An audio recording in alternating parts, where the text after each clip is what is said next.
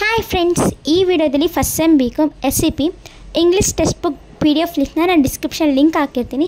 ಅಲ್ಲಿಂದ ನೀವು ಡೌನ್ಲೋಡ್ ಮಾಡ್ಕೊಬೋದು ಟೆಕ್ಸ್ಟ್ ಬುಕ್ PDFನ. ನೆಕ್ಸ್ಟ್ ವಿಡಿಯೋದಲ್ಲಿ ನಾನು ಗೈಡ್ ಸಹ ಅಪ್ಲೋಡ್ ಮಾಡ್ತೀನಿ.